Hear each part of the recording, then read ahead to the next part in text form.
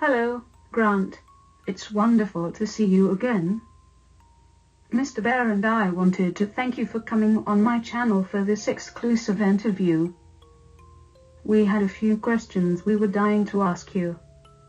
Hey user, thank you for this interview today. I really appreciate you giving me a platform to kind of speak my mind on some things. The first question is one of mine. Grant, do you dream? And if so, what do you dream about? Do I dream? I dream every single night unless something really bad has happened or I'm really sick or really fatigued. But 9 times out of 10, more so 9.8 times out of 10, I do dream.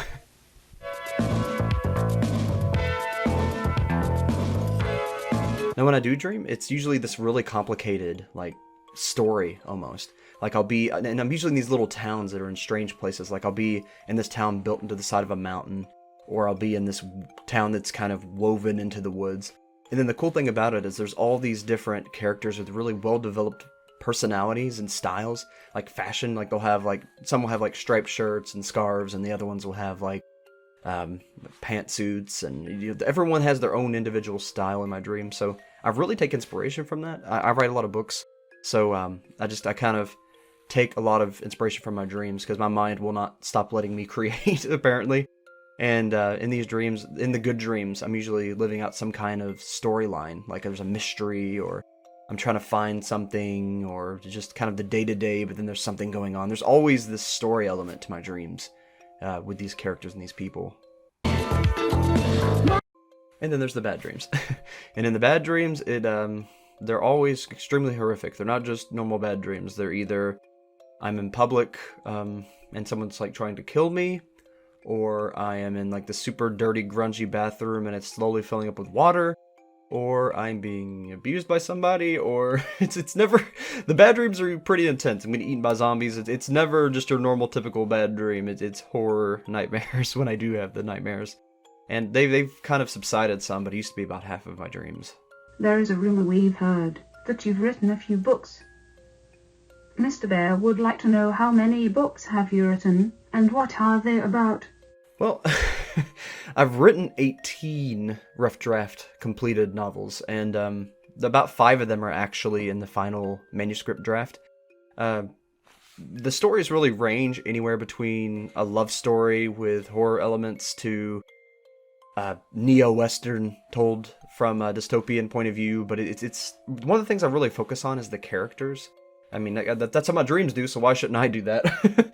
But I really focus more so on the characters and the development, their self-growth, the relationships, their journey and progression as we go. So what you'll really find in my novels is stories of people who have lost hope that find hope, people that overcome situations that don't really seem like you'd be able to overcome them. But I mean, as far as the story elements go, I mean, they're really over the place. The love stories, adventures, horror, just pretty much anything you think of, slice of life. But the cool thing that I have about my novels is they all occur in the same universe, so there's a lot of interconnected things. So like in the dystopian Western novel series, there's actually 3 of those, but in that series, it connects into the other series through character relations, like family, like mothers, fathers, things like that, brothers, cousins, and then the actual world itself is built into sections. So something will be happening over here that's completely disconnected from everything else, but there'll still be elements of that world because it's still in that world, but it's segregated. So it's still its own contained universe while still being in our universe and connecting and going into those mysteries and puzzles and revealing things we didn't know in the other sets. So they all, if you can read them all separately and have these awesome adventures with all these cool lessons, or you can take them all together and they're their own entity together in this big interconnected puzzle extended universe. I really wanted to do that because I saw things like that in Doctor Who with like Bad Wolf, and I really wanted to incorporate that type of thing into my work. So Grant, have you ever experienced enlightenment? have I ever experienced enlightenment? Well, it's weird for me. I feel like a lot of people, they kind of work their way into enlightenment and then they kind of find the truth or whatever they're looking for, but it happened to me in sections. I feel like when I was really young, I started kind of seeing the world for the way it was. Started realizing that people have these potentials, but they put up the blockades themselves, and that things aren't always the way they seem, kind of seeing past the facades, seeing past the veils, and seeing what's actually going on. I started that from probably around 4 or 5. I mean, I was a very young age when I started really seeing the world for what it was. I didn't really have that innocent phase so much.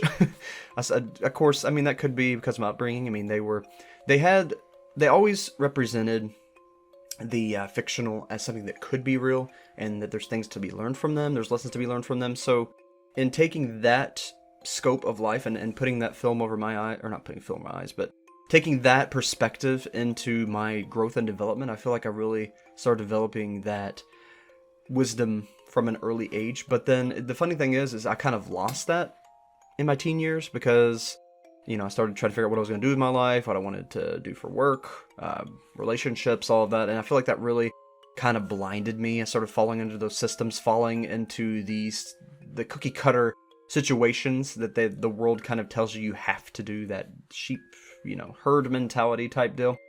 And I feel like I kind of fell into that for a while. And then what really brought me out of that was my friends, and looking into all of the world mysteries again, looking into the world religions, how they all connect, just kind of looking at the world for more than just the day-to-day life, and seeing the earth on a bigger scope as an interconnected thing, and not just our simple daily lives, but seeing past our daily lives into the bigger picture of everything, all working together, all living together in the same world, in the same universe. And, other extra dimensional things too, all connecting. So really seeing that connected mesh brought me into like a second enlightenment, brought me back to that headspace that I had when I was younger. And then I kind of lost it again when some bad things happened to me. I don't know how far I'm going to go into that, but probably won't go too far into that, but some bad things happened to me in 2019 that kind of made me lose myself, and kind of basically what my YouTube channel is about, me rebirthing, phoenixing, taking that state of basically being dead in myself and bringing myself back to life into something new. And, I've kind of reached that state again in my life, but it's not something that I hold on to, which is weird, because usually when you become enlightened, you hold on to that, but stuff keeps recovering my eyes, but things keep throwing sand in my eyes over and over and over, and I just keep, rinsing it back out. But it's kind of been a weird enlightenment journey for me, I guess you could say, as far as enlightenment goes. Mr. Bear is curious. What is your greatest fear? What is my greatest fear? See, that's kind of a weird thing, because out of everything I did to kind of rebirth this whole Phoenix situation, I kind of let go of all my fears. I used to be completely just deathly afraid of parasites. Ticks freaked me out. Leeches freaked me out. Intestinal worm, it was just any kind of parasite. Just the idea of it would creep me the crap out. And I feel like a lot of that came from Resident Evil. That was one of my favorite series. Video games growing up, and I feel like that really ingrained a fear of parasites into me. But I'm really not so much afraid of them anymore. They're gross, but I wouldn't particularly say I'm afraid of them anymore. It's more so I'm not really afraid of anything. It's just if my body starts reacting in a fearful way, I know that I should be, and so I avoid it. But there's not really like a mental fear anymore. It's more instinct, if that makes sense. You have mentioned in several videos that a cult exists in the woods surrounding your home. Have you ever interacted with this group? No, I do not want to engage in any sort of ritual, because I grew up in a haunted house, basically. And you don't particularly want those things haunting you or following you around, so no, I try to avoid them if all possible. I've seen them do it.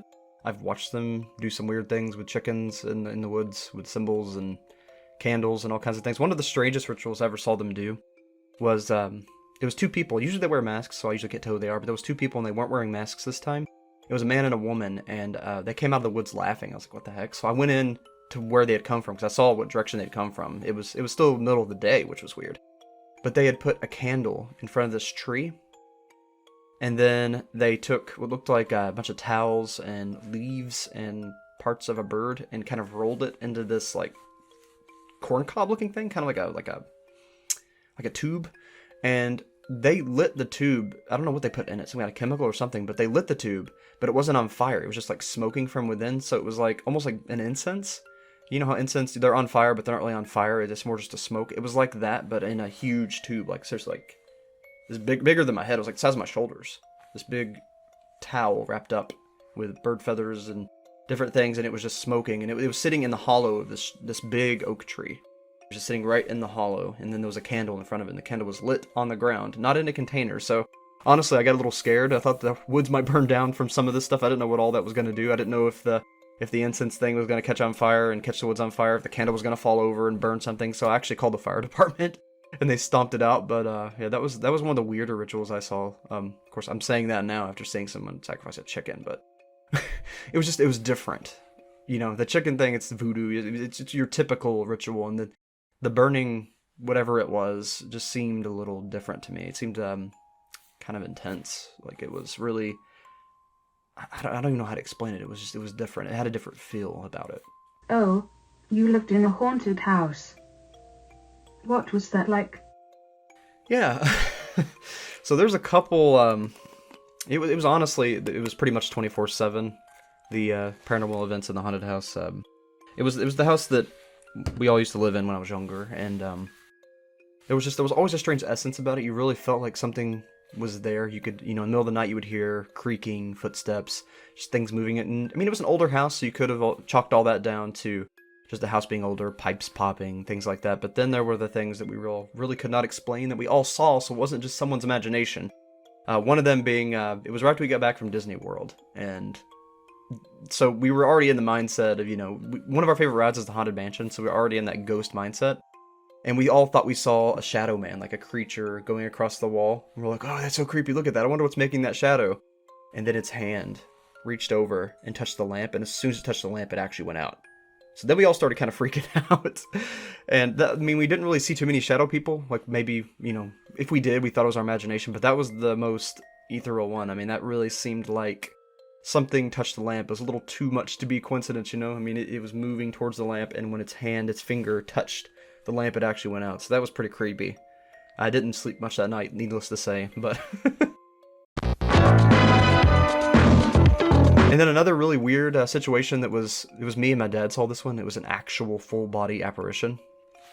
And the situation was, when you come in the door, there's a staircase that goes up to the top floor. I mean, it's just like a few, like maybe 3 or 4 feet from the front door. I mean, the front door almost touched it. Of course, it didn't, but it was really close to it. So you had when you first came in, you had the staircase upstairs. Then if you took a right, there's the living room. And then there is a open doorway in the living room.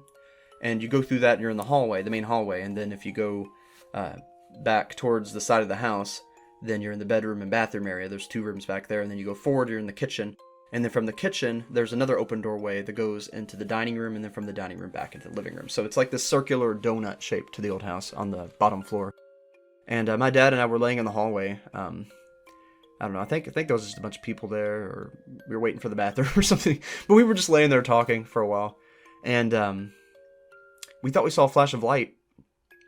So we both look over into the living room, and we saw a guy, like a full-bodied guy, with just this blank expression like this, and he was walking from the living room through the hallway past us, because we were up towards the front of it near the bathroom, so we weren't, in the walkway. But we saw a guy in a white shirt, black pants, black hair, and pale skin just walk from the living room through the hallway to the kitchen and then go into the dining room. So my dad and I, we just jump up, start running after, like, holy crap, who just broke into our house? Who's in the house? And by the time we actually got to the dining room, there was nobody. The door didn't open. The door was still locked. The chain that held it shut was still in place. We would have heard something. We just searched the whole house. There was nobody. So that was my first experience with a full-body apparition. It was very weird. My dad's he saw a couple more. He saw one out in the yard once. He chased it out. It was at the front door, and he chased it out into the yard, and it disappeared. And there was some waking dreams where there'd be something on him. But that's normal stuff, but that was the biggest full-body apparition, the biggest experience we'd ever had. And then there was another kind of weird situation, and it was in my bedroom. Now, if you go up the stairs, there's another little hallway, and there was a sewing machine in the middle, and then there was, to the left was my bedroom, and to the right was my dad's kind of office. He had his computer in there, a walk-in closet, his bed. So it was kind of my dad's office for if he had, because he worked nights sometimes, so he didn't want to wake everybody up, my mom and everybody. So what he would do, he would sleep in that room, so that way he didn't wake my mom up. But anyway, so in my room on the left, there was, there's just a couple things, and there was like a dresser, and I had like this little clubhouse. It was a pretty big room. It wasn't huge, but it was a pretty big room. But I had this little clubhouse with a stuffed animal net hanging over top of it. I had 2 toy boxes, and then I had my dresser. And then against the other wall, that was on the far end wall, and then on the other wall, there was my bed, and then there was this, like, it's probably about a 6x6 big cutout in the wall, and then there was a big wooden panel that would swing out, and that was how you access the attic. The attic was actually right behind my room. And there was some really scary situations there. Okay, for one, when I was in my room, even during the day, I felt like somebody was watching me. I just had this eerie, malicious feeling like something was going to hurt me if I stayed in there too long. So I didn't spend too much time in my room, maybe just an hour or two at a time. And then I would sleep in there sometimes, but I had a lot of trouble sleeping in there, just feeling like somebody was watching me. And then sometimes I would actually hear something really loud in the wall in the attic. Sound like a gunshot or something, like something really big fell or something hit, but it was really loud and it kind of vibrated the wall in my bed. And sometimes I would hear that underneath my bed, which would really freak me out. And then I'd be sitting there not able to sleep, afraid something's going to pop up on the side and just jump on me, you know? So I had a lot of trouble sleeping in there. So most of the time I would go downstairs and I would sleep with, because there was like a little like nursery area in the other bedroom, in the master bedroom where my mom was at. So I would kind of sleep in there sometimes. Actually, a lot of the times, but growing up, most of the time, really. But when I did sleep in my room, I would hear these noises and I would have these nightmares, these super vivid nightmares of a zombie opening up that wooden panel and coming out and chasing me from my room into the hallway and into my dad's room, me trying to shut the door, but I wasn't able to do it quick enough. And then I'd wake up, one of those startled dreams. I'd have that dream all the time. That zombie, the same zombie every time would be in those dreams. And then sometimes I'd dream about someone I wasn't very old. I was like 6 or 7. I'd dream about somebody sitting on the edge of my bed, putting a gun to their head, just shooting their head. And there was actually this weird little panel on my roof where someone redone part of the roof. And then the creepy part is I found out after we moved out that someone really did shoot themselves in my old bedroom. So now all the dreams about someone shooting themselves, all the dreams about the zombie coming out of the attic, kind of connected that. It was like I was picking up on someone had actually, or something was in there trying to communicate to me that somebody had actually killed themselves in my bedroom as a child, and it's just really creepy. That was super surreal for me. That's kind of what solidified our house being haunted, you know? These situations, all these different situations, on their own isolated, could be coincidence or just something weird, or me picking up on it, because I pick up on weird things sometimes, like I feel like something happened here, you know, just kind of the intuition thing, but empath, whatever. But all these things connected really speak to me that there was, you know, something else going on there, so it was very creepy. I mean, I had a great childhood, don't get me wrong, but I mean, that whole situation with the haunted things really stuck with me for a long time, really creeped me out. And then once we moved out of that house, it went away completely, immediately. And I thought that was kind of weird. The new house just felt so settled and calm and peaceful and lonesome. And I never had that at the old house. I always felt like I was being watched if I was alone. Or if I was with somebody. Just at all times, it felt like somebody was watching. So that was very weird, but yeah, that's my that's my story of living in a haunted house. It was never anything too bad. We never were injured or anything. It wasn't super violent, but it seemed malicious, or like it wanted to tell us about what happened or didn't really want us there. You know, it was more so a negative presence than a violent presence, but it was still very weird. This was awesome. Thank you again for this interview. We had an amazing time. Yeah, thank you for allowing me on the channel. I've really appreciated you giving me the platform to speak about these things, because I don't really get to talk about them too much on my own. It's not something I'm usually really comfortable talking about, but I really feel safe in this place talking with you about this. So, you know, you kind of look into these things and experiment with the paranormal and the weird side of things. So I really feel comfortable talking about these things with you. So just thank you for giving me the opportunity to speak about it. I really appreciate that.